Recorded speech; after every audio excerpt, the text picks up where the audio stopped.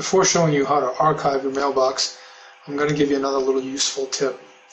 To find the total size of your mailbox, you right-click on it, click Properties, and then simply click Folder Size.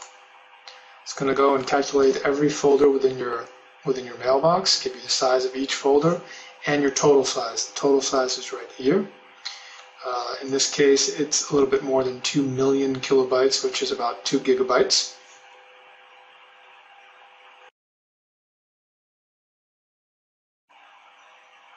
Okay, let's do some archiving to clean that up and make that 2 gig smaller. First thing we want to do is make sure that we highlight the mailbox that we're going to archive. Click File, then Archive. Again, make sure that the mailbox is highlighted. Archive items older than, we want to put in the appropriate date. Right now I have 1/1/2009, which is going to archive everything in 2008 and prior. I'm going to keep that. Include items with Do Not Archive checked. I'm going to leave that option unchecked. What that's going to do is leave any mail that I've marked as Do Not Archive. It's going to leave it in the mailbox. This is of particular importance when there's a sensitive or important email that you want to refer back to at all times. You want to keep it in your mailbox.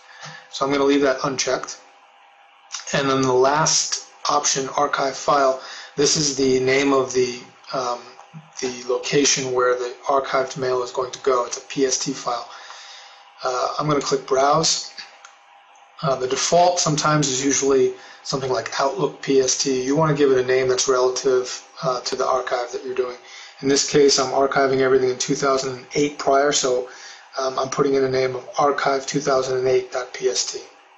So I'm going to keep that. I'm going to say OK, and I'm going to say OK again, and the archive is going to start. You know that the archive is starting because down here in the lower right-hand corner you see a status of archiving, and you can actually cancel the archive if you want to.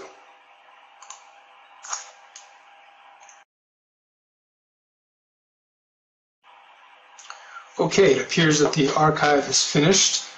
Down in the lower right-hand corner, you don't see the status anymore, and it says all folders are up to date.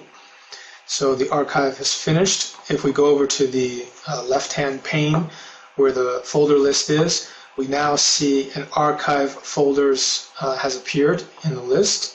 If we expand that, you'll notice that the folder structure is exactly the same. It's a replica of my main mailbox. And that's the really cool thing about this, about archiving in this method. It keeps your entire folder structure. So if you have folders and subfolders, etc., in your mailbox, then it's going to keep all that intact and just place the emails that you've identified to archive, and it's going to place them in the correct folder structure. It's really useful when you're referring back to an archive folder.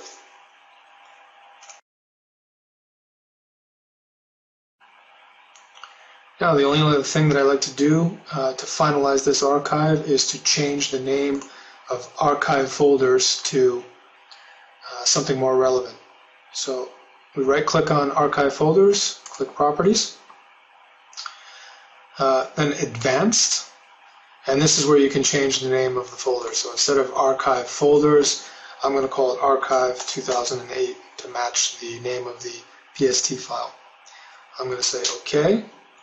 OK again, and now we have our archive available to us at any time within our mailbox.